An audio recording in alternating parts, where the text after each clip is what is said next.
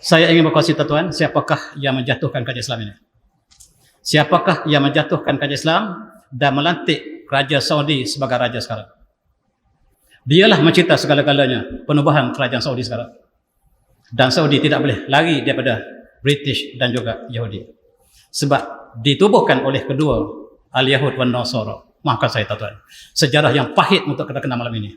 Dan selagi kita tidak faham tentang sejarah ini, kita tidak faham apa yang berlaku sekarang. Sallallahu ala Muhammad, sallallahu ala Muhammad, sallallahu ala Muhammad, sallallahu ala. Bismillahirrahmanirrahim. Assalamualaikum warahmatullahi wabarakatuh. Alhamdulillah. Wa bihi nasta'in. Wassalatu wassalamu ala asyrofil anbiya'i wal mursalin wa alihi washabihi ajma'in amma ba'du. Tuan Imam yang dimuliakan, Tuan Nazir, seluruh jawatan kuasa masjid, muslimin muslimat yang dirahmati Allah sekalian. Alhamdulillah, sepenuh dengan bulan Maulid Rasul, izinkanlah saya untuk menyentuh tentang kecintaan terhadap Rasulullah SAW dalam tajuk manifestasi kecintaan terhadap Rasulullah SAW ataupun melahirkan kecintaan terhadap Rasulullah SAW. Kita mulakan dengan ayat surah Al-Fatih. A'udzu minasyaitonir rajim. Muhammadur Rasulullah walladzinahu asyidda'u 'alal kuffari rahama'u lahum. Tarahum ruk'an sujadan yabtaguna fadlan minallahi ridwana. Simahum fi wujuhihim min as-sujud. Simahum fi wujuhihim min as-sujud. Sallallahu alaihi wasallam. Muhammad Rasulullah dan mereka yang bersama dengannya, mereka sangat tegas ke atas orang kafir. Berkasih sayang di kalangan mereka. Kamu melihat mereka rokok bersama, sujud bersama, mencari kelebihan dan keredaan Allah. Dan tanda pada wajah mereka ialah kesan sujud yang mereka lakukan. Ayat ini menggambarkan bahawa betapa sifat para sahabat bernama Rasulullah. Mereka lah berkasih sayang antara mereka, dan apabila mendekat kebenaran, mereka sangat tegas kepada orang yang menentang Islam. Kita lihat beberapa contoh dalam peristiwa sirah bagi Rasulullah. Dalam peristiwa Hudaybiyah, dalam peristiwa Hudaybiyah, Rasulullah bersama dengan para sahabat ingin menunaikan umrah, tetapi disekat oleh orang Quraisy. Dan mereka berada di luar Mekah dan berada di Hudaybiyah. Salah seorang daripada pemuka Quraisy menyatakan bagaimanakah sifat kasih sayang di kalangan umat Islam, dan dia mengatakan, wallah laqad wabtu 'alal mulk ala Qaisar wa Kisra wa Najasyi. Saya adalah seorang pemimpin Quraisy yang bukan Islam. Saya pernah melawat Heraklius di Rom. Saya pernah melawat Kaisar atau Kisra di Parsi, dan saya pernah melawat Najasyi, raja Ethiopia. Wallah, demi Allah, ma ra'aitu malikan yu'azzimu al-sahabu ma yu'azzimu al-sahabu Muhammadan. Saya tidak pernah lihat seorang raja yang dimuliakan oleh pengikutnya melebihi pengikut Muhammad, menghormati, menyanjungi, menghormati dan menyayangi Muhammad sallallahu alaihi wasallam. Dan wallah, dan in nakhamah illa waqat fi kaffi rajulin minhum. Sekiranya nakhamah tata, sama ada hingus atau kahak, sama ada hingus atau kahak Rasulullah jatuh ke bumi, para sahabat berebut mengambil sebagai tabarruk daripada baginda Rasulullah SAW. Apa yang mereka lakukan? Pada kabiha wajahu wajaldahu, mereka sapu, dan mereka sapu di tangan mereka, dan mereka sapu di muka mereka sebagai ambil tabarruk. Para sahabat mengambil tabarruk daripada Rasulullah. Wa zamrahum amran yabtadu amrahu, dan apabila Rasulullah memerintah satu perkara, mereka berebut-rebut untuk melakukannya.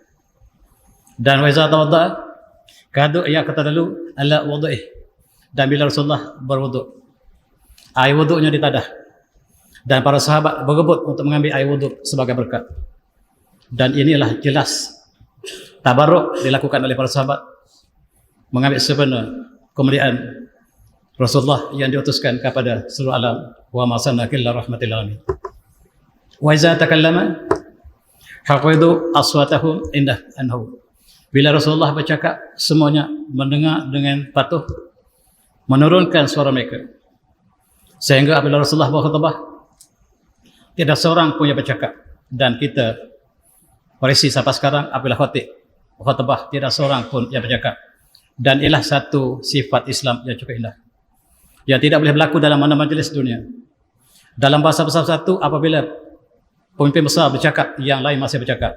Tetapi dalam khutbah Jumaat dikagumi oleh seluruh pengkaji. Apabila khatib bercakap, tidak siapa yang bercakap. Demikianlah Rasulullah mengajar para sahabatnya.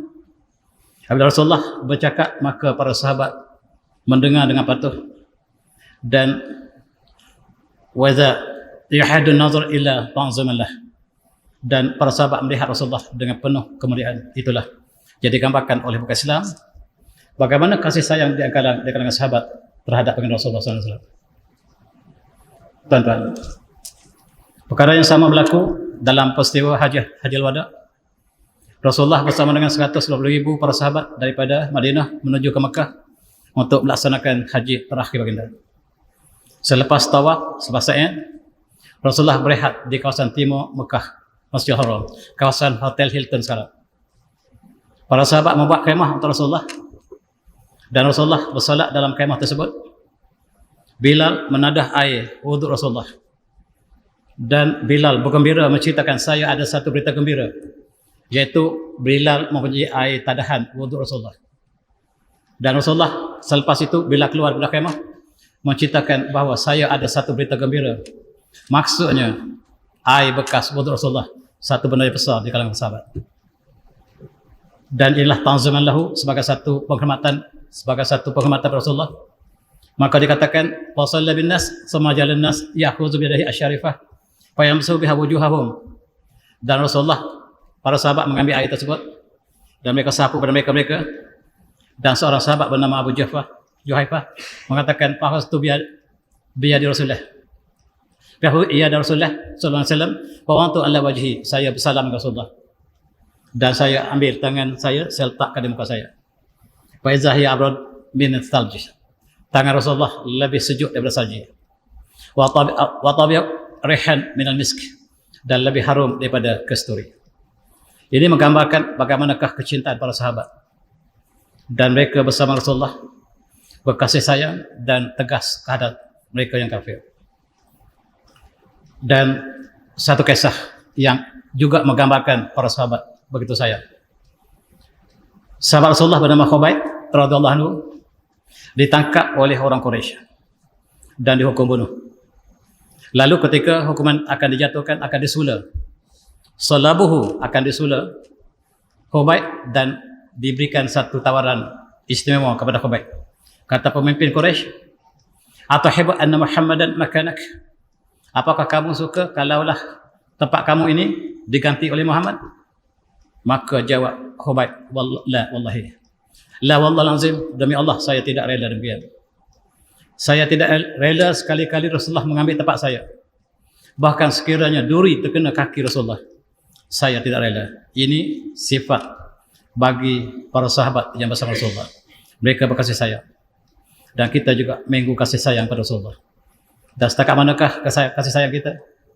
Apakah semata-mata kasih sayang, ataupun kita melaksanakan apa yang diturunkan kepada Rasulullah SAW, yang diturunkan Al-Quran dan sunnahnya? Itulah kecintaan kita lah, kita melaksanakan tuntutan tersebut. Ada satu kisah lain yang saya ingin berkongsi. Selepas baginda Rasulullah wafat dan Bilal yang ditugaskan sebagai muazzin sepanjang hayat Rasulullah, Bilal tidak boleh lagi azan, sebab apabila sampai kalimah asyhadu an la ilaha illallah, asyhadu anna Muhammadar Rasulullah, dia tidak boleh meneruskan azannya. Dan dia sangat sayu apabila dia menyebut asyhadu anna Muhammadar Rasulullah dalam azannya, dan dia minta izin untuk berundur di Madinah. Dia tidak boleh menyebut Muhammad lagi. Hatinya begitu sayu. Dan ketika Rasulullah sampai ke Madinah, seolah-olah cahaya yang melimpah di Madinah. Tetapi para sahabat mengatakan tidak ada hari yang paling sedih kecuali ketika hari kewafatan Rasulullah. Dan dia sangat menikam hati Bilal, sehingga Bilal berundur ke Syam. Bilal berundur ke Syam semata-mata dia tidak dapat menyebut azan, lebih bagi kalimah Muhammad Rasulullah. Satu masa selepas sekian lama Bilal kembali ke Madinah. Para sahabat minta supaya Bilal azan sekali lagi. Maka dengan perasaan sedih pilu diazankan oleh Bilal. Maka seluruh para sahabat di Madinah bercucur air mata. Bukan saja Bilal, mereka mengingatkan kembali kisah detik-detik bersama Rasulullah sallallahu alaihi wasallam, dan begitulah menggambarkan kecintaan mereka kepada Rasulullah. Tentu saja sama hati. Dalam satu hadis diriwayatkan oleh Imam Ahmad, bakal Rasulullah yaman. Wa qalu ma yubka ya Rasulullah. Satu hari Rasulullah menangis esok. Para sahabat bertanya, ma yukika ya Rasulullah, apakah gerangan Rasulullah menangis? Maka jawab Rasulullah, qala ishtaqtu ahbabi, saya sudah merindui kekasih saya. Maka para sahabat bertanya, awalasna ababuka ya Rasulullah, apakah kami semua ini depan Rasulullah ini bukan kekasih Rasulullah? Qala la, bukan Rasulullah, kamu bukan kekasih saya, tetapi kamulah antum ashabi, kamulah sahabat saya yang rapat. Adapun amma ahbabi fa qaumun ya'ti min ba'di yu'minu bi wa lam yaruni, dan kekasih yang saya maksudkan tadi, mereka belum ada. Sekarang mereka belum ada, mereka akan lahir kemudian. Mereka beriman dan mereka tidak pernah lihat saya, itulah yang saya rindui. Mudah-mudahan kita sebahagian daripada hadis ini. Kita tidak pernah lihat Rasulullah, tak pernah lihat sahabat Rasulullah, tabi'in pun tidak barangkali. Yang kita lihatlah tabi'in yang datang ke negara kita lah hanya sedagar yang amanah. Yang datang bukan tentera Islam yang bangsa kita Islam, tetapi yang datang adalah tentera ataupun saudagar yang amanah. At-tajir as-sadiq man nabiyyin was-siddiq wasyuhada. Dalam sahadis serta mengatakan saudagar yang amanah, yang sangat amanah bersama dengan para anbiya, para syuhada, para solehin. Alangkah indahnya tuan-tuan yang terlibat dengan bisnes, ada peluang yang besar untuk bersama dengan para anbiya, para solehin, para syuhada, dengan syarat menjadi saudagar yang amanah. Dalam hadis tadi disebut at-tajir as-sadiq, saudagar yang amanah, bukan saudagar amanah, sangat amanah, bersama dengan para anbiya, para syuhada, para solehin. Dan itulah kita menemukan Islam dan cahaya Islam sampai ke negara kita. Alhamdulillah. Tuan-tuan yang semati, a'udzubillahi minasyaitonir rajim. Qul in kuntum tuhibbunallaha fattabi'uni yuhibbukumullahu wa yaghfir dzunubakum wallahu ghafurur rahim. Katakanlah Muhammad, sekiranya kamu cintakan Allah, ikutilah aku. Nescaya Allah cinta kepada kamu. Nescaya Allah mengampunkan dosa kamu, dan Allah Maha Pengampun lagi Maha Penyayang. Cinta Allah, cinta Rasul tidak dapat dipisahkan. Siapa yang cintakan Allah, ikuti Rasulullah, ikuti sunnah dan Al-Quran yang dibawa Rasulullah, dan mencinta menggambarkan kecintaan kita kepada Rasulullah ialah kita melaksanakan hukum Allah. Itulah sebesar-besar bukti kecintaan kita. Dan nescaya Allah akan cinta kamu, Allah akan mengampunkan kamu, Rasul kamu, dan Allah Maha Pengampun lagi Maha Penyayang. Dalam satu hadis yang diriwayatkan oleh Imam Muslim, Rasulullah bersabda, la yu'minu ahadukum hatta akuna ahabba ilaihi min walidihi wan nas ajmain. Atau kama qala, muttafaqun alaih. Tidak beriman seorang daripada kamu sehinggalah aku, kata Rasulullah, dikasihi lebih daripada ayahnya, lebih pada anaknya, lebih daripada seluruh manusia seluruhnya. Dan sekiranya masih ada kesayangan kita pada selain pada Rasulullah, maka iman masih belum sempurna. Tidak beriman, tidak sempurna iman seorang pada kamu sehinggalah aku dicintai lebih daripada ayah, manusia, adik, anak, dan manusia seluruhnya. Dan marilah kita sama-sama berselawat, sebab Rasulullah bersabda yang diriwayatkan Imam Muslim, man shalla salatan sallallahu alaihi biha asyra. Siapa yang berselawat pada saya sekali, Allah berselawat padanya 10 kali. Allahumma shalli ala Muhammad, Allahumma shalli ala Muhammad, Allahumma shalli ala Muhammad. Dalam satu hadis yang diriwayatkan Imam Tirmizi, awlan nas bi yaumil qiyamah aktsaruhum alayya salatan. Orang yang paling utama di akhirat nanti ialah mereka yang paling banyak berselawat kepada saya. Awlan nas bi yaumal qiyamah, orang yang paling utama kepada saya, orang yang paling penting pada saya di hari kiamat ialah asruhum alayya salatan, siapa yang paling banyak berselawat pada saya. Rawahu at-Tirmizi. Tuan-tuan, kita juga cinta Rasulullah, dan Rasulullah juga bersyukur hari kelahirannya. Dan Rasulullah ditanya dalam satu hadis, Rasulullah sentiasa berpuasa pada hari Isnin. Lalu ditanya, wahai Rasulullah, apakah gerangan Rasulullah sentiasa puasa pada hari Isnin? Jawab Rasulullah, zalika yaumun walitu, zalika yaumun walitu fihi wa yaumun unzila fi alayya fihi nubuwah. Hari Isnin saya menyambut hari jadi saya. Setiap hari Isnin saya puasa sebab hari Isnin hari lahir saya. Seolah-olah Rasulullah mengatakan dia merayakan atau bersyukur dengan kelahirannya. Wa yauma unzila alayya bihi nubuwah, dan hari pertama saya dilantik menjadi rasul. Hari pertama yang saya menerima wahyu di Gua Hira ialah pada hari Senin. Saya bersyukur dan saya mengambil sempena hari itu. Saya bersyukur dan saya berpuasa. Apakah ini bukan maksudnya Rasulullah lah orang pertama yang menyambut hari Maulid Rasul? Apakah itu tidak maksud demikian? Apabila Rasulullah mengatakan dia orang yang berpuasa kerana dia bersyukur hari kelahirannya, dan pada hari Senin jugalah dia dilantik menjadi nubuwah, dan rahmat yang paling tinggi ialah dengan pengesahan Rasulullah SAW yang bermula dengan kelahirannya. Tuan-tuan yang semati, kita tanya kepada Rektor Universiti Azhar bekas, Syekh Muhammad Hussein At-Tunisi. Tuan Syekh, apakah hukum untuk kita menyambut hari Maulid Rasul? Ini jawapannya. Dia kata, amma ihtifaluna bi zikri maulidihi fa inna lan fa'alu inna lan naf'al aw ma fa'alu hissan bi sabit radhiyallahu anhu. Kana ilahi an-nas wa ismuhum al-madih wa yamasu madih Rasulullah sallallahu alaihi wasallam bi syi'ri. Apa yang kita lakukan pada hari sambutan Maulud tidak berbeza dengan apa dilakukan oleh sahabat besar Rasulullah, Hissan bin Sabit. Hissan bin Sabit sentiasa memuji Rasulullah dengan qasidahnya, dengan syairnya, menyatakan keindahan budi pekerti Rasulullah di kalangan para sahabat. Dan apa yang kita lakukan dalam perayaan Maulid ialah apa yang sama. Kita bersama dengan tazkirah, menyatakan keagungan sifat Rasulullah, dan itulah yang dilakukan oleh para sahabat. Hissan bin Sabit selalu bersyair di depan Rasulullah. Rasulullah mendengarnya, dan Rasulullah tidak membantah dengan apa yang dilakukan oleh Hissan bin Sabit. Hissan bin Sabit membuat baik-baik yang syair yang indah, memuji Rasulullah, perjuangan Rasulullah, peperangan Rasulullah, akhlak Rasulullah. Dan apa yang kita lakukan sekarang tidak lain pada itu, kata Syekh Muhammad Hussein At-Tunisi. Dan dia sambung lagi, dia kata walam yafal warima fa'ala Ali bin Abi Thalib wa Bara' bin Azib atau Anas bin Malik radhiyallahu anhum hina tahadditsu an mahasin Rasulullah khuluqiyah wal khalqiyah fi jamaah.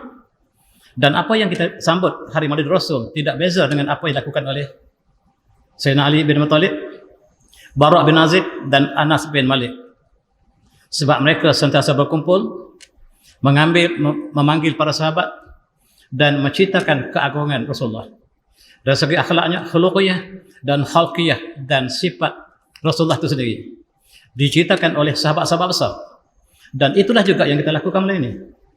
Itulah juga yang kita lakukan dalam sambutan Maulid Rasul. Dijawab oleh Syekh Rektor, bekas Rektor Universiti Azhar. Itulah jawapannya. Tuan-tuan yang saya hormati, siapakah yang mula-mula menyambut secara formal? Rasulullah menyambut dengan puasa. Para sahabat menyambut dengan membaca hadis-hadis, menceritakan sifat-sifat Rasulullah. Tapi siapakah yang merayakan dengan resmi? Ini disebut oleh Ibn Katsir. Kata Ibn Katsir di tarikh, dalam tarikh Al-Bidayah wa Nihayah yang tulis oleh Ibn Katsir, satu sejarah yang sangat besar. Dia kata bahawa permulaan sambutan ihtifal Maulid Rasul ialah dilakukan pada bulan Rabiul Awal diihtifalkan hailan wa kana syahman syaja'an batilan aliman adilan rahimallahu akrahu mathwahu. Dilakukan oleh seorang raja. Raja ini ialah Raja Irbil. Dimulakan ketika zaman selepas para sahabat, selepas para tabi'in, dan dilakukan oleh seorang raja yang memerintah Irbil. Raja ini raja yang sangat alim, raja yang sangat bertakwa, raja yang sangat perkasa. Dan dialah mula-mula merayakan secara resmi. Para sahabat tidak lakukan resmi. Mereka menyatakan keindahan sifat Rasulullah sebagaimana dilakukan oleh Hisam bin Sabit, lakukan oleh Sayyidina Ali dan lain-lain. Dan dilakukan secara resmi oleh Raja Irbil ini. Kita tanya kepada Majlis Fatwa Mesir, Darul Ifta' Mesriyah, apakah hukum kita merayakan Hari Maulid Rasul? Ini jawapannya. Dia kata inna ihtifal bi Maulid an-Nabawi zikra miladi Rasulullah sallallahu alaihi wasallam, ya ini pada tahun pas, huwa amrun jaizun syar'an wa annahu laysa bid'ah. Dia adalah satu perkara yang harus kita lakukan dan dia tidak bid'ah sama sekali. Ini ialah Majlis Fatwa Mesir mengeluarkan fatwa bahawa sambutan Maulid Rasul harus, dan dia tidak sama sekali masuk dalam daerah bid'ah sebab dilakukan oleh mereka terdahulu dalam bentuk masing-masing, dan kita laku sekarang juga dalam bentuk salah satu daripada bentuknya. Lebih lagi kita menceritakan tentang keagungan Rasulullah, perjuangan Rasulullah, kecintaan kita pada Rasulullah, kecintaan Rasulullah pada kita, dan itulah yang kita sebut sepanjang sambutan kita. Dan alasan yang diberikan oleh Majlis Fatwa Mesir antaranya ialah ayat Quran yang berbunyi a'udzu minasyaitonir rajim, qul bi fadlillahi wa rahmatihi wa bidzalika farahu wa khairum mimma yajma'un. Katakanlah Muhammad, dengan kelebihan Allah dan rahmat Allah, maka dengan rahmat dan kelebihan Allah beri pada kamu, hendaklah kamu gembira, dan itu lebih baik pada apa yang kamu kumpulkan. Di atas rahmat yang Allah beri pada kita, kelebihan yang Allah beri pada kita, hendaklah kita bergembira, kita nyatakan kesyukuran kita. Apakah ada rahmat yang lebih besar daripada kelahiran Rasulullah? Apakah ada rahmat yang lebih besar daripada Maulid Rasul? Maka itulah alasan yang diberikan oleh Darul Ifta'. Darul Ifta' Al-Mesriyah memberikan fatwa bahawa harus, dan sekiranya dia dilakukan dengan mengikut syariah yang tepat, maka dia adalah satu jaiz yang terpuji, perkara yang terpuji, syariah yang terpuji. Tuan-tuan, berbeza dengan Arab Saudi, bila ditanya kepada mufti besarnya, bekas mufti besarnya Syekh Hamdan Zibas yang telah meninggal dunia, ditanya apakah hukum menyambut Hari Maulid Rasul, ini jawapannya. Jawapannya panjang, saya baca sikit saja. Kesimpulannya, an-ihtifal by Maulid bid'ah la syakka fi dzalik. Panjang lagi jawapannya. Kesimpulannya, sambutan Hari Maulid mengikut Arab Saudi, ulama Saudi dan ketua ulama mereka, bid'ah. Tidak boleh lakukan. La syakka fi dzalik. Panjang alasannya, tetapi kesimpulannya tidak dibenarkan untuk meraihkan ihtifal sebagaimana yang dilakukan oleh seluruh ulama sebelum mereka. Sejak pada zaman Utsmaniyah selama 600 tahun, bahkan sebelum itu sejak zaman kerajaan Seljuk, mereka menyambut Hari Maulid Rasul selama 700 tahun berturut-turut, dan tidak ada ulama yang membantah. Umat Islam bersatu membenarkan Maulid Rasul selama 700 tahun, dan umat Islam tidak boleh bersatu di atas kesesatan. Umat Islam tidak boleh bersatu di atas kesesatan selama 700 tahun. Mereka sepakat merayakan Maulid Rasul. Hanya apabila datang kerajaan baru Saudi, mereka mengharamkan. Alasan inilah bid'ah, bid'ahlah dhalalah, sesat dalam neraka. Mereka yang ihtifal Maulid Rasul dalam neraka. Itulah kesimpulan dilakukan oleh mufti besar Mekah. Kita tanya mereka, apakah boleh meraihkan Hari Kebangsaan Saudi? Jawapan sebahagian ulama mereka, digalakkan. Maulud diharamkan, tetapi menyambut Hari Kebangsaan yang disambut pada setiap 22 September ialah tanda kesyukuran. Tanda kita menghargai negara kita terbentuk pada tahun 1932. Kita bergembira dengan rahmat Allah, mereka sebut. Maka seluruh rakyat Saudi Arabia diminta untuk sama-sama bersyukur, sama-sama merayakan Hari Kebangsaan mereka yang jatuh pada 22 September setiap tahun. Tetapi Maulud diharamkan. Apakah mereka tidak bersyukur dengan kelahiran baginda Rasulullah SAW? Dan mereka bersyukur dengan hari kebangsaan mereka. Lebih malam, tahun lepas, selepas kita habis mengalami COVID-19, mereka berpesta pada hari kebangsaan mereka. Tempat berpesta ialah tempat yang dilarang oleh Rasulullah untuk berpesta. Jangan berpesta untuk masuk kawasan yang Allah musnahkan ini, iaitu kawasan Madain Soleh, kawasan Aula, yang Rasulullah melarang kalau kita lalu tempat yang Allah musnahkan kaum terdahulu, adalah kita lalu dengan segera, lalu dengan menangis. Kalau tidak boleh menangis, tabaka, pura-pura menangis. Tetapi mereka berpesta. Mereka mengharamkan Maulid Rasul, tetapi mereka membenarkan sambutan besar-besaran, termasuklah mereka mengadakan konser sebagaimana kita lihat di sini. Dan mereka dapat standar dalam kesyukuran. Demikian juga pada hari kelahiran negara mereka pada 22 hari bulan 2, dan mereka merayakan 2 hari kebangsaan setiap tahun. Pertama ialah hari kebangsaan mereka pada 2 hari bulan September, dan yang kedua adalah 22 hari bulan Februari. Ialah hari lahir tertubuhnya negara Saudi Arabia. Malam ini saya ingin berkongsi tuan, marilah kita lapang perasaan kita. Kita mendalami bagaimanakah terbentuknya kerajaan Saudi Arabia yang dibina di atas runtuhan kerajaan Osmaniyah. Kerajaan Osmaniyah yang dipuji oleh Rasulullah dalam hadis yang mengatakan sebaik-baik pemimpin yang membuka la taftahanna Konstantiniyah, Parlemen Amir Amiruha, dan Parlemen Jaish Zalital Jaish atau kama qala. Konstantinopel akan dibuka oleh pemimpin yang terbaik, dan tentera yang terbaik ialah bersama dengan pemimpin yang membuka Konstantinopel. Dalam sejarah, Konstantinopel dibuka oleh Sultan Muhammad Fatih. Mafhum mukhalafah daripada hadis tadi, raja yang membuka Konstantinopel adalah raja terbaik, dan tentera adalah tentera terbaik. Maksudnya yang merintah Osmaniyah, kalaulah dirujuk kepada pembukaan Konstantinopel, maka dia dipuji Rasulullah sebagai pemimpin terbaik. Menjatuhkan kerajaan terbaik, kerajaan Islam adalah Bobah. Dan siapakah yang menjatuhkan kerajaan Osmaniyah? Kerajaan Saudi sekarang. Kerajaan Saudi sekarang dengan pertolongan Yahudi dan Nasara menjatuhkan kerajaan Islam. Kerajaan Islam terakhir, Khalifah Islam terakhir, iaitu kerajaan Osmaniyah yang berpusat di Istanbul pada tahun 1994. Mari kita lihat detik-detik kejatuhannya tuan. Ini gambar yang sangat bersejarah. Kejatuhan kerajaan Islam terakhir yang merintah selama 600 tahun, dan gambar ini menggambarkan pertama kali negara Saudi diciptakan.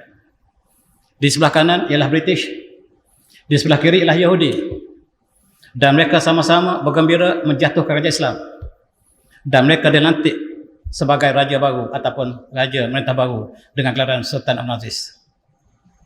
Yang menjatuhkan kerajaan Islam ialah British dan Yahudi, dan tertegaklah negara Saudi Arabia.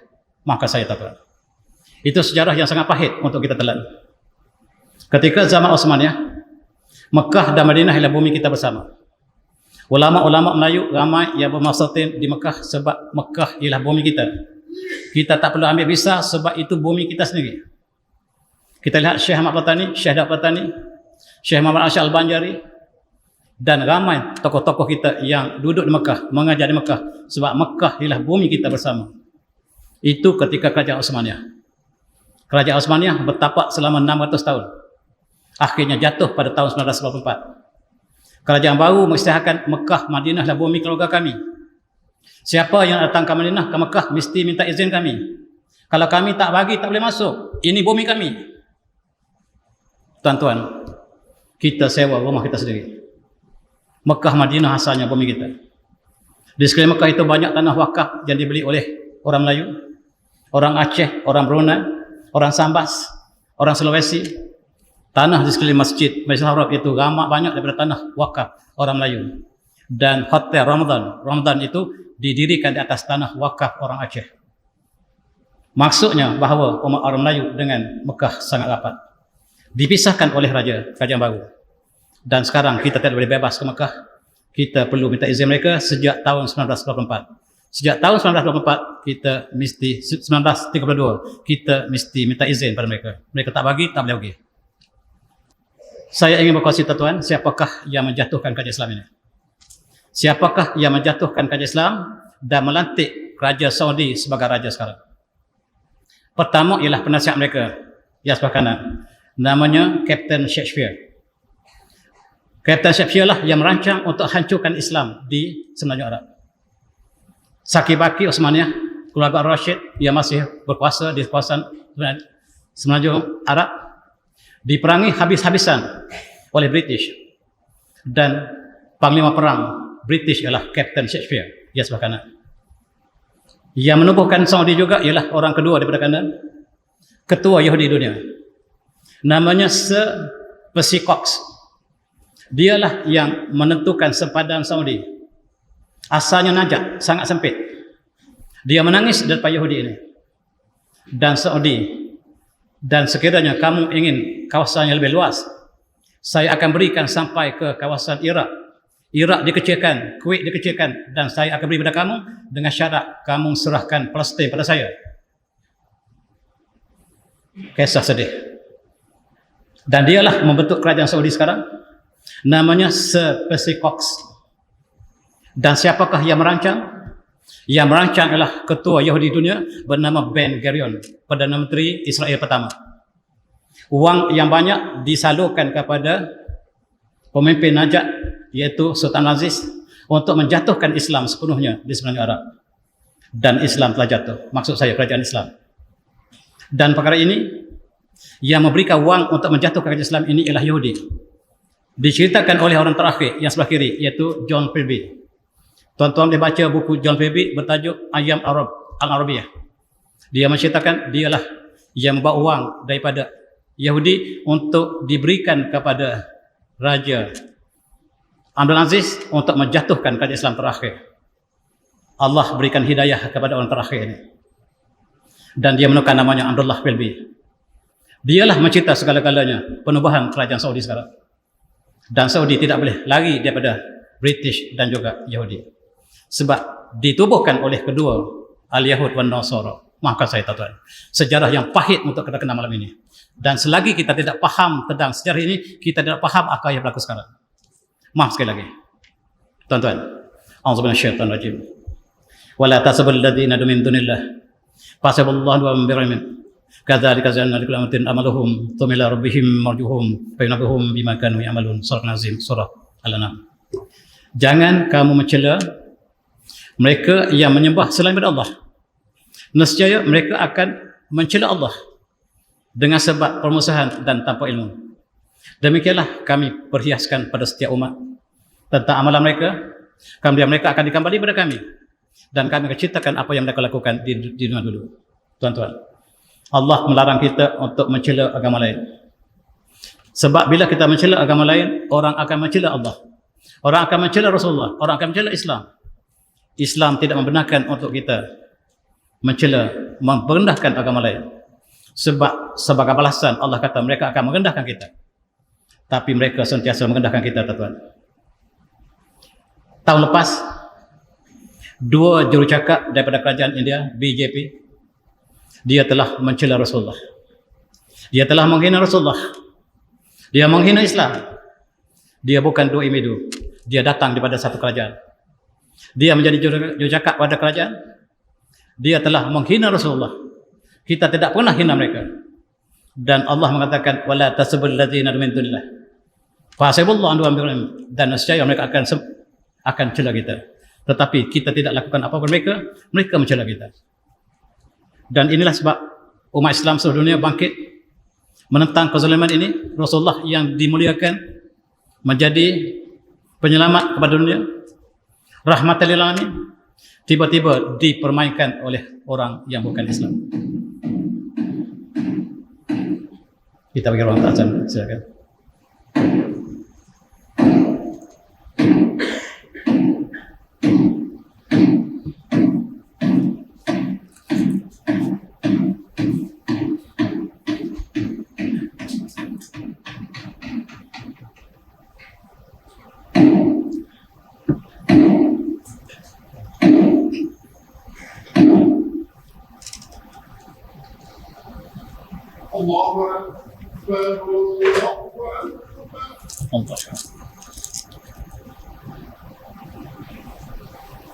Allah.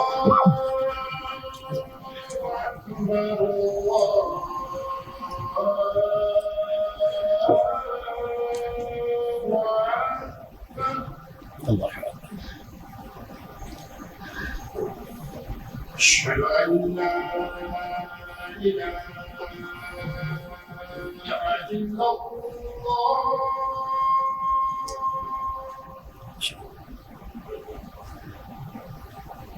أشهد أن لا إله إلا الله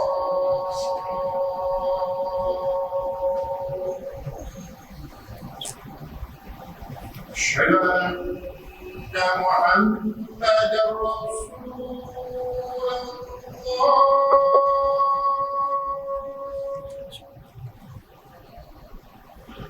أشهد أن محمدا رسول الله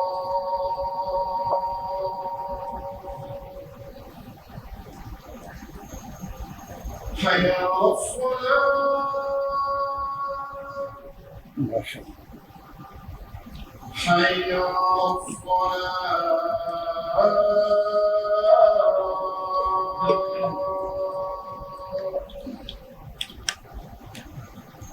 حي على الفلاح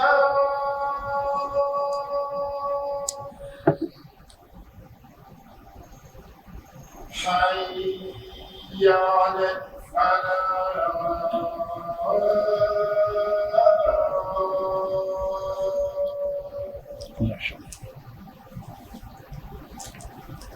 الله أكبر الله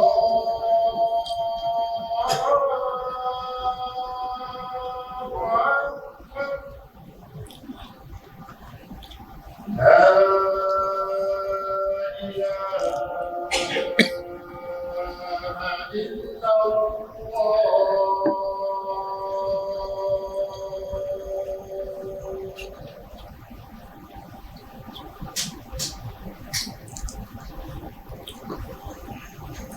Alhamdulillah, Ustazah masih lagi.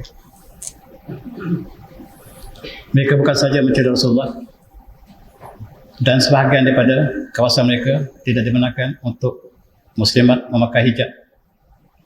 Pelajar-pelajar yang masuk ke universiti tidak dibenarkan memakai hijab, dan perkara ini berlanjutan. Umat Islam bangkit untuk pertahankan kemuliaan Rasulullah SAW. Dan kita baca buku yang tulis oleh seorang profesor ini, Profesor Thomas Arnold, The Preaching of Islam. Dia mengatakan selama 1000 tahun Islam merintah India, membawa negara yang mundur ini kepada satu tamadun yang besar ketika kerajaan Islam merintah India. 1000 tahun tidak ada kes pemaksaan orang Hindu memeluk Islam, tidak ada sama sekali. Tidak ada umat Islam memprovokasikan agama lain, tidak ada. Ditulis oleh seorang orientalis bernama Profesor Thomas Arnold.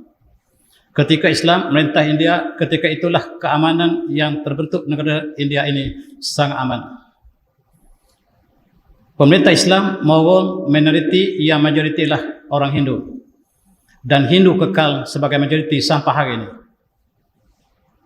Dan ketika kejatuhan kerajaan Mughal, orang India, Hindu memeluk Islam beramai-ramai sebab mereka dapat bezakan ketika di bawah kerajaan Islam dan ketika kerajaan di bawah kerajaan mereka.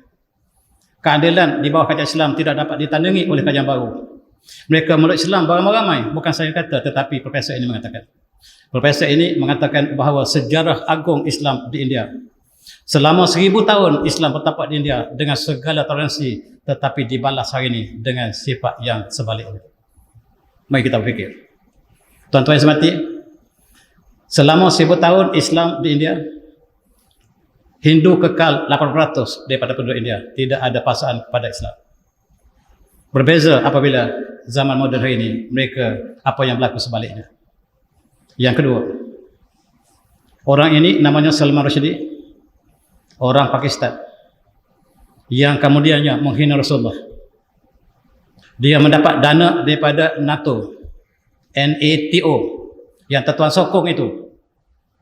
Dia mendapat bantuan daripada Kesatuan Eropah Amerika di belakang orang ini. Dia menulis buku menghina Rasulullah. Tajuknya The Satanic Verses. Dan dia sebut Rasulullah sebagai Muhammad, anjing. Maka umat Islam bangkit. Dia menulis, Salman Rushdie menulis The Satanic Verses untuk menghina Islam, menghina Rasulullah dengan perkara yang tak layak kita sebut malam ini. Seluruh umat Islam bangkit dan ketika itu Khomeini mengeluarkan fatwa darahnya halal.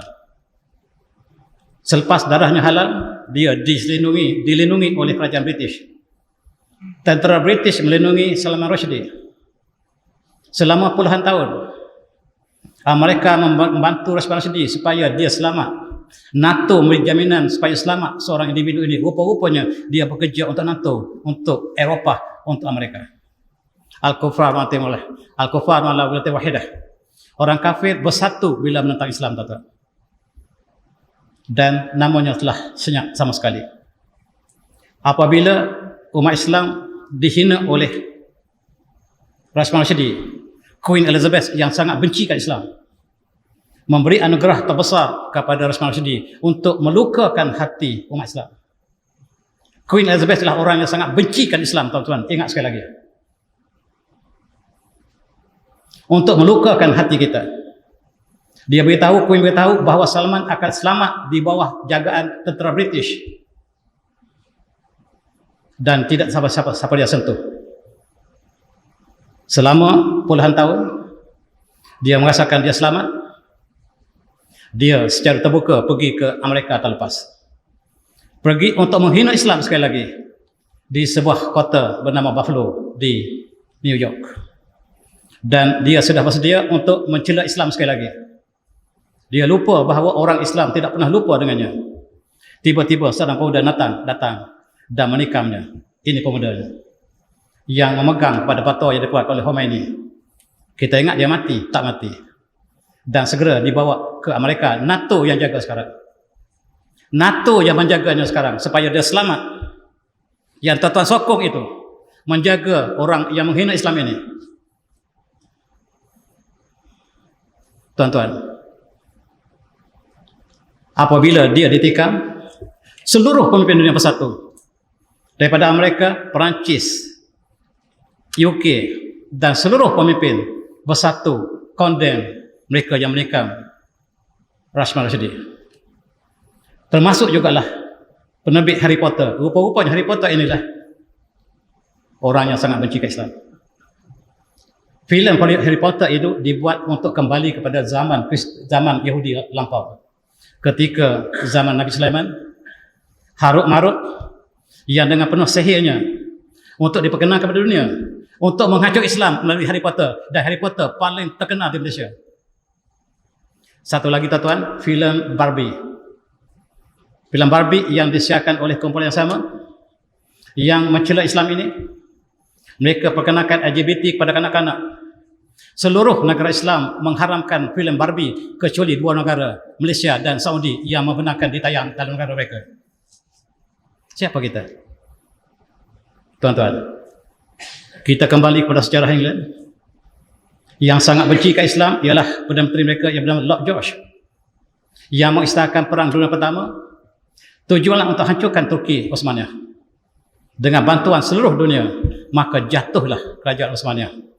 Satu-satu negara yang membantu kerajaan Osmaniyah adalah Jerman. Dan tuan-tuan sangat benci pada Jerman sebab tuan-tuan melihat sejarah British. Sedangkan satu-satu negara bukan Islam yang membantu Islam ialah Jerman. Tuan-tuan sangat benci pada Jerman sebab melihat filem British sampai hari ini. Sedangkan Hitler lah satu-satu pemimpin dunia yang membantu Islam dalam perang dunia yang sebelum Perang Kedua. Dan yang paling benci pada Islam ialah bernama Winston Churchill yang sebelah kiri. Perdana Menteri British, dia mengatakan orang Islam, siapa yang masuk Islam seperti anjing yang terkena penyakit gila babi. Dan tuan-tuan masih sayang kepada orang ini. Ketua tentera kita memberitahu, kita masih menjadikan Churchill sebagai ikon kita dalam teknik peperangan negara kita. Sedangkan dia adalah musuh yang ingin menghancurkan Islam. Kita tak pelajari sejarah, tuan-tuan. Malam ini kita pelajari sejarah kecintaan kepada Rasulullah, dan kita kenal siapakah musuh yang sangat membenci Rasulullah SAW. Tuan-tuan, ini ialah Perdana Menteri UK yang baru yang telah jatuh. Namanya Liz Truss. Dialah orang yang paling benci pada Islam. Perancangannya untuk menghancurkan Islam di UK dirancang dengan teliti, tetapi dia jatuh dengan segera, diganti oleh seorang daripada India. Sunak namanya, Rishi Sunak. India dijajah oleh British dengan penuh hina. Dalam masa 1 tahun, British membunuh 1 juta orang India pada tahun 1900. Dan Allah takdirkan 1 tahun kemudian India menjadi Perdana Menteri British. Jangan kita hina orang, tuan-tuan. Allah angkat orang satu masa, jatuhkan satu masa. Masyarakat moyang yang dibunuh, keluarga Sunak yang dibunuh ketika India dulu. Mereka lari ke Peru, mereka lari ke Amerika. Tiba-tiba cicit mereka menjadi Perdana Menteri British yang mereka bunuh orang India dulu. Dan ini Truss sangat benci kepada Islam. Dia mengatakan bahawa saya sangat benci kepada King Charles, sebab King Charles penyokong Islam yang terbesar di Eropah. Liz Truss mengatakan, awas King kita, kita jatuhkan raja kita. Sebab inilah penyokong Islam terbesar di Eropah hari ini.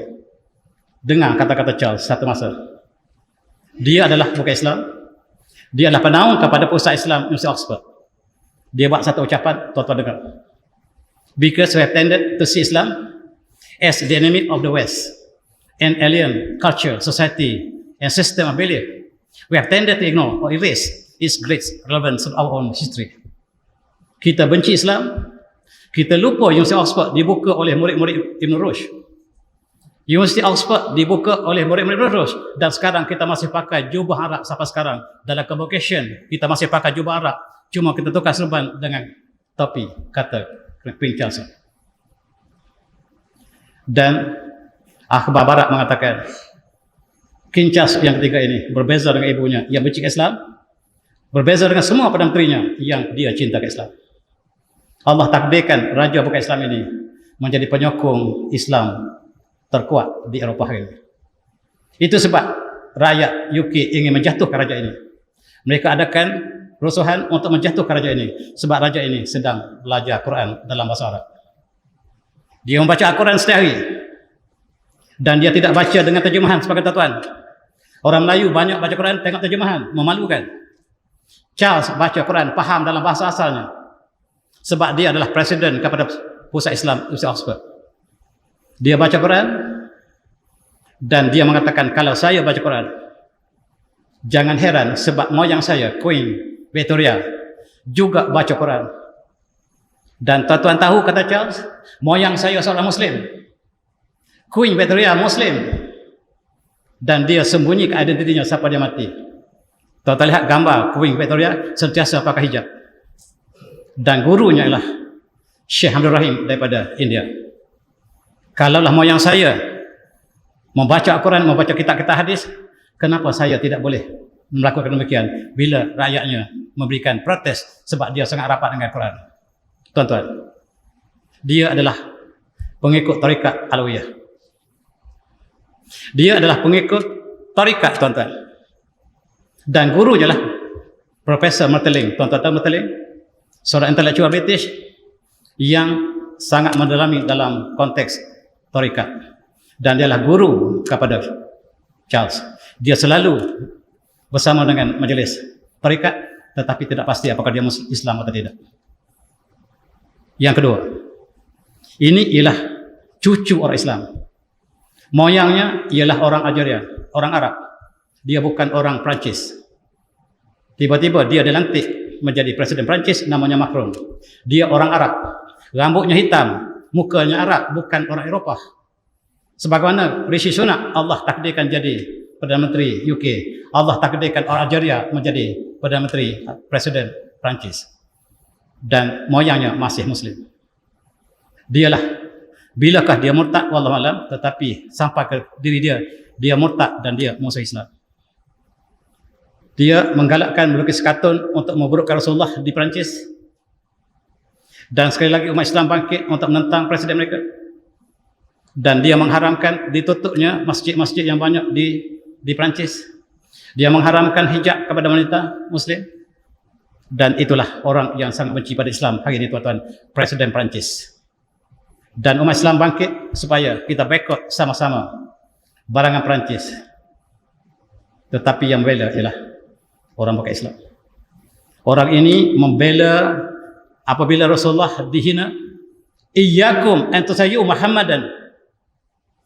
Jangan hina Muhammad depan saya. Jangan kamu cela Muhammad.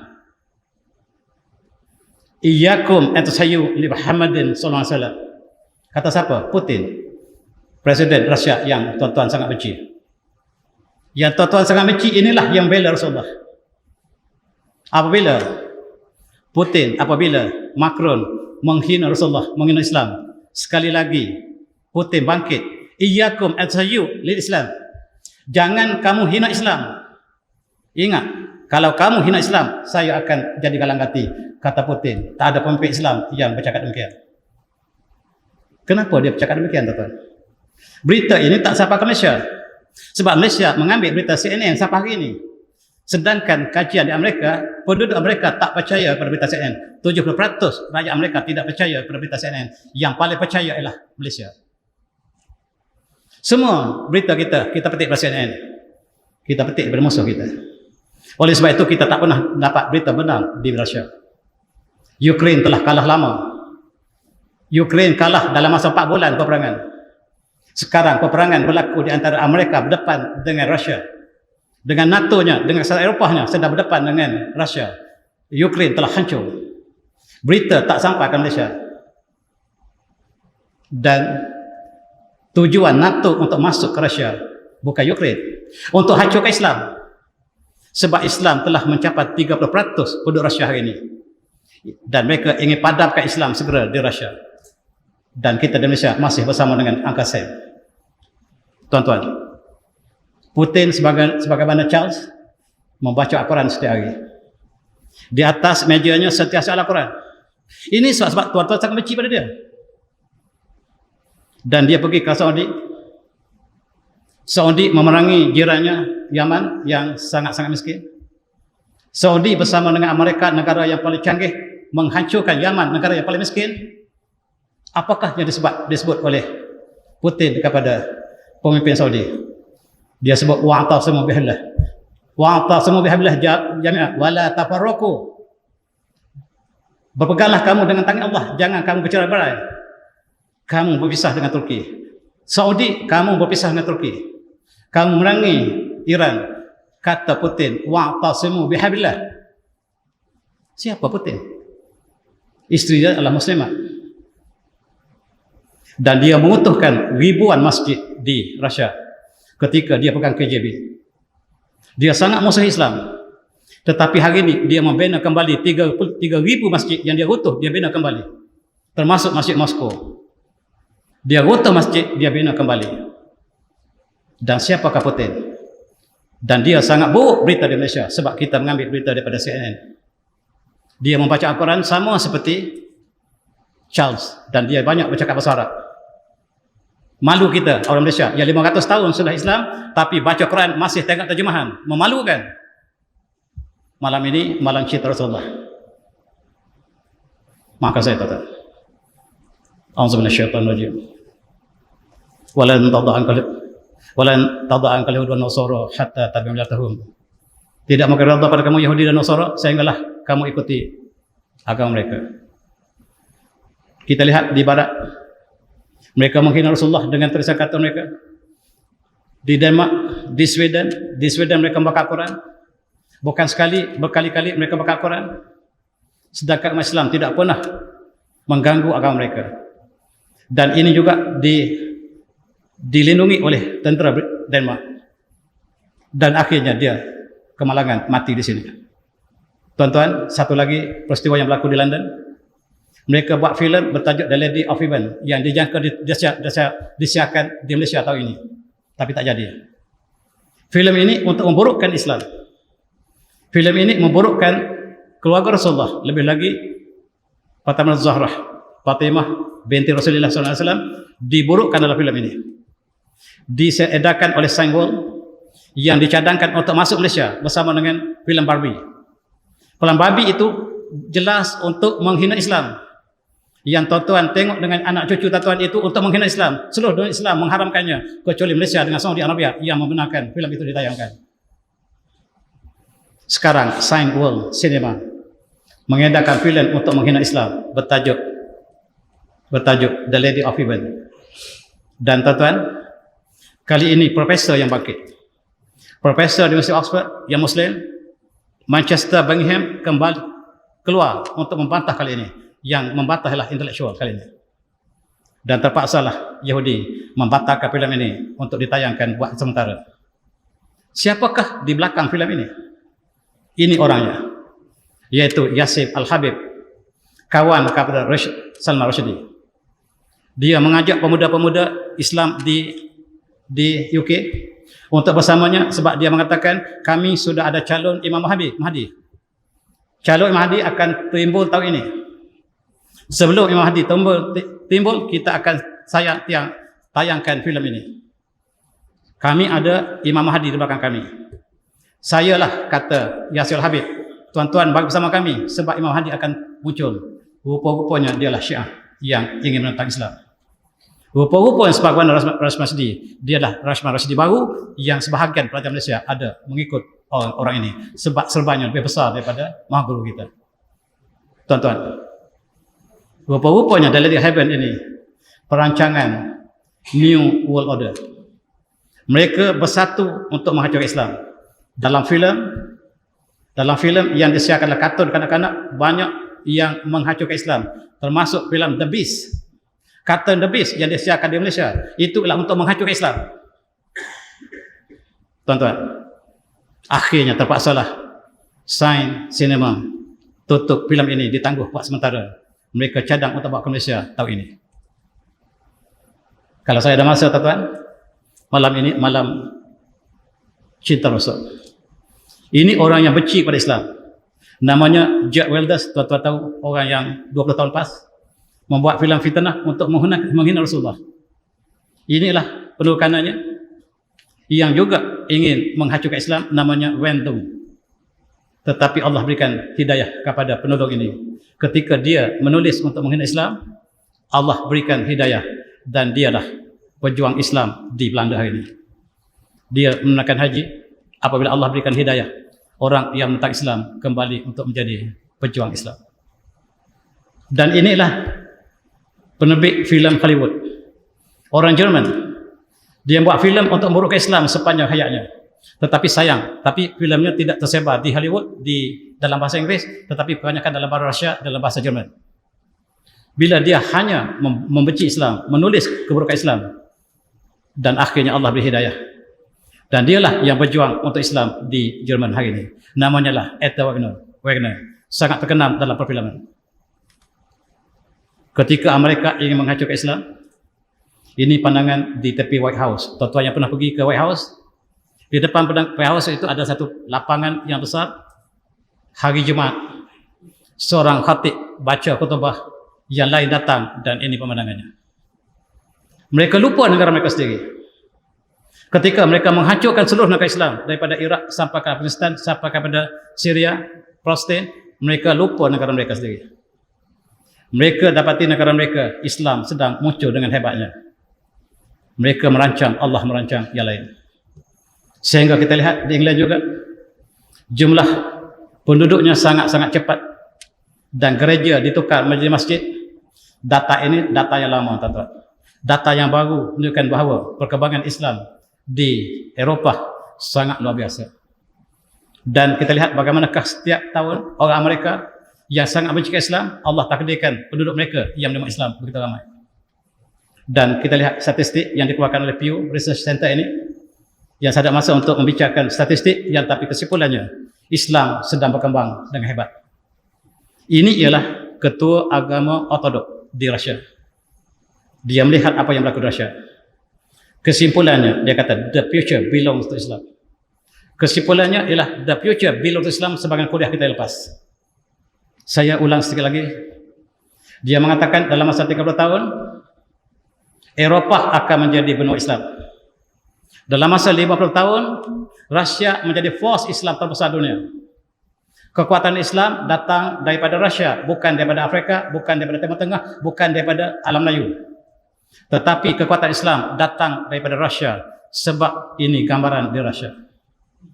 Di Masjid Moskow, di Saint Petersburg, Masjid Biru, tuan pergi ke Saint Petersburg, kita lihat manusia keluar dan sangat menakutkan.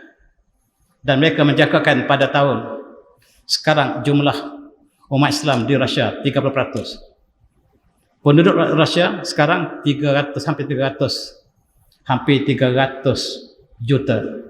Kalau 30%, hampir 1 juta umat Islam. Penduduk Islam yang paling ramai dunia ialah Rusia. Itu sebab Amerika, NATO, Eropah bersatu untuk hancurkan Ukraine, untuk hancurkan Islam di Rusia. Tuan-tuan masih tertipu di Malaysia. Dan ini mufti kita. Seorang mufti kita di Muslim, dia, saya baca dalam akhbar dia, Muslimul Rizi sayushakilu 400 minasukan qariban, dan umat Islam Rusia akan mencapai 40% dalam masa new future. Dalam masa singkat, umat Islam akan menjadi 40% daripada penduduk Rusia. Ini sangat menakutkan Uncle Sam. Uncle Sam sangat takut dengan berita ini. Sebelum Islam bangkit di Rusia, mari kita hancurkan Rusia melalui Ukraine, kita masuk Chechen, kita masuk Dagestan, dan kita masuk ke Kazan. Kazan ialah penempatan Islam terbesar di Rusia. Tuan-tuan yang pernah melawat Kazan, azan di Kazan lebih banyak daripada di Kuala Lumpur. Masjidnya bersahut-sahut dekat-dekat masjid di Kazan. Tuan-tuan yang pernah melawat Kazan, semua wanitanya berhijab di Kazan, menggambar seolah-olah Islam masa lampau di Timur Tengah. Kazan telah muncul sebagai kota Islam terbesar di Eropah. Saya cadangkan masjid ini buat satu rombongan melawat Kazan. Dan turun ke bawah ke Volga. Turun ke Volga dan tengok Islam yang asal, yang muncul di Volga, kemudian bertapak di Kazan. Moskow itu asalnya nama Miskun Kusturi. Dan Siberia itu asalnya Sobaria. Kita kuasai satu masa dulu, tapi sayang kita kalah kemudian. Dan sekarang Islam bangkit kembali. Rasulullah memberikan gambaran Islam akan sampai ke timur barat dalam hadis yang mulia ini. Tuan-tuan, Islam menjadi agama yang paling cepat berkembang dunia. Inilah simulasi yang dilakukan oleh Pew Center, Research Center. Berapakah jumlah penduduk Islam di dunia hari ini? Kalau kita lihat ensiklopedia, mereka sebut jumlah penduduk Islam 1,6 bilion. Kristian 2,0 bilion. Tetapi Vatikan tidak puas hati. Vatikan melihat masjid telah didirikan, gereja kosong dibeli sebagai masjid. Vatikan buat satu statistik yang tidak resmi. Ini ialah data Vatikan. Dia dapati Muslim 10 tahun lepas berjumlah 2,038 bilion, menjadi manusia paling ramai di atas muka bumi, bukan Kristian lagi sekarang. Vatikan mengeluarkan satu statement. Vatikan mengatakan Islam surpasses Roman Catholic as world largest religion. Dikeluarkan oleh Badan Kristian Dunia. Dan mereka sudah kecewa di Eropah. Kristian telah kecewa di Eropah sebab orang Eropah berlomba-lomba masuk Islam. Mereka tumpukan di barat, di timur. Mereka sebut pada saya, ketika saya bersama mereka dulu, kita tumpukan Sabah Sarawak, kita tumpukan Irian Jaya, kita tumpukan Kuala Lumpur. Itu yang mereka sebut pada saya ketika saya belajar dulu. Sebab mereka telah kecewa dengan Eropah. Eropah tidak lagi bersama mereka dengan gereja. Mereka tinggalkan gereja, dan akibatnya statistik menunjukkan bahawa 2,038 bilion umat Islam, dan Vatikan isytiharkan Islam agama terbesar dunia. Dan Allah berjanji, A'udzu minasyaitonir rajim, huwallazi arsala rasulahu huwallazi arsala rasulahu bil haqq wa dinil haqq liyuzhirahu 'ala dinihi kullihi wa kafa billahi syahida. Dan Allah lah yang mengutuskan rasulnya dengan petunjuk dan agama yang hak, yang bakal mengatasi seluruh agama dunia. Sekarang kita saksikan ayat Quran ini. Kita saksikan mukjizat Al-Quran ini, bahawa Islam agama terbesar. Sebagaimana Allah mengatakan Islam akan mengatasi seluruh agama lain. wa kafa billahi syahidan, dan cukup Allah sebagai saksi. Dan sekarang kita lihat data dikeluarkan oleh Vatikan mengatakan Islam, mereka sudah kecewa di barat, mereka kecewa di Rusia, mereka harapkan Kristian ada harapan di Sabah Sarawak ataupun di Irian Jaya. Itulah mereka sebut pada kita. Tuan-tuan sematinya, data yang dikeluarkan oleh UK, anak yang dilahirkan di UK pada tahun-tahun yang lepas, nama yang paling popular adalah Muhammad. Bayangkan tuan-tuan, memeranjatkan seluruh dunia, memeranjatkan gereja. Mereka sangka nama yang paling popular di UK ialah John atau William, tetapi rupa-rupanya Muhammad sebagai nama bayi yang dilahirkan di London, di seluruh UK termasuk Ireland. Dan mereka ingat 1 tahun saja. Rupa-rupanya statistik menunjukkan bahawa Muhammad bertahan 12 tahun sebagai bayi yang paling tinggi nama yang dilahirkan di UK. Tuan-tuan, sampai tahun 2020 tahun lepas, Muhammad masih kekal di atas, menggambarkan Islam sedang berkembang hebat di Eropah. Dan mereka kecewa, mereka tidak dapat pertahankan agama mereka di Eropah, dan nama bayi dilahirkan ialah Muhammad yang paling popular. Di Belanda satu-satunya parlimen yang mencadangkan supaya Islam diharamkan, ditolak oleh parlimen mereka. Alhamdulillah. Dalam pada itu, nama Muhammad ialah bayi yang dilahirkan kedua terbanyak di Belanda. Walaupun mereka ingin menghapuskan Islam di Belanda, tetapi Allah takdirkan. Di Rotterdam, nama Muhammad paling tinggi. Di Uppsala, Muhammad paling tinggi. Dan di Amsterdam, 3 buah kota, Muhammad paling tinggi. Tapi secara keseluruhan di Belanda, Muhammad duduk nombor 2 dalam bayi yang dilahirkan, tuan-tuan. Di dunia, di Eropah, seluruh Eropah, daripada Norway sampai ke Spanyol, nama Muhammad tetap nombor keempat. Dan ini akan bertambah, akan naik pertama dan akan menjadi nama pertama di seluruh Eropah. Sedangkan di seluruh dunia, Muhammad ialah nama paling popular, yang paling banyak di Malaysia. Dalam satu kelas, cikgu boleh tahu berapa banyak nama Muhammad. Separuh nama Muhammad. Dan kita membicarakan ini. Allahumma salli Muhammad. Huwallazi arsala rasulahu bil huda wal haqq liyudhhirahu 'ala kulli wa qabla syahidah, yang ayat sebelum tadi. Allah menyaksikan bahawa Islam akan mengatasi segala agama. Dan tuan-tuan, Islam telah sampai ke hujung dunia. Ini gambar yang saya tunjuk dalam kuliah lepas. Islam telah sampai ke Siberia. Ketika Soviet Union mereka membunuh Islam, mereka meruntuhkan masjid. Sekarang Putin membina kembali. Putin membina kembali masjid satu persatu. Dan ini mufti kita di Siberia, Sobaria. Tuan-tuan baca Sobaria. Ini mufti kita. Tidak ada kenderaan di sana sebab di sana ais sepanjang tahun. Dan Rasulullah bersabda sebagai penutup bacaan kita, la yablughanna hadzal amru ma barul nahar. Islam ini akan sampai, urusan ini akan sampai di mana ada siang, di mana ada malam. Sekarang siang dan malam ada di kutub utara, di kutub selatan. Islam telah sampai. Kita menyaksikan mukjizat hadis ini. Dalam usia kita, para sahabat tidak menyaksikan bahawa Islam sampai ke hujung dunia. Sekarang kita saksikan Islam sampai di mana adanya malam, di mana siang. Sebab di sini ada malam, tak ada siang. Ada di kutub selatan, ada siang tanpa malam. Di tempat itu Islam akan sampai dan dia masuk dengan kemuliaan. Walaturullah baita madar wala wabar illa rahullahu hadzadin. Bi'anzil aziz, dengan kemuliaan ataupun dengan kehinaan. Islam akan masuk dalam setiap rumah Rasulullah. Dan kita saksikan sekarang Islam telah sampai ke pinggir dunia, di hujung kutub utara dan di kutub selatan, di Antartika, tuan-tuan. Orang Eskimo telah memeluk Islam beramai-ramai. Saya lebih tahu 10 tahun lepas 3,000 orang Eskimo telah memeluk Islam dan buat pertama di Edmundscott, tempat kajian di kutub selatan, telah terbina pusat Islam pertama untuk orang Eskimo khususnya, dan gereja belum ada. Pusat Islam telah terbina di kutub selatan Antartika, tapi sayang kita pergi researcher kita pergi ke Antartik tapi tidak menceritakan tentang pusat Islam tersebut. Dan saya minta maaf banyak panjang dan saya sudahi dengan wabillahi taufiq. Assalamualaikum warahmatullahi wabarakatuh. Tasbih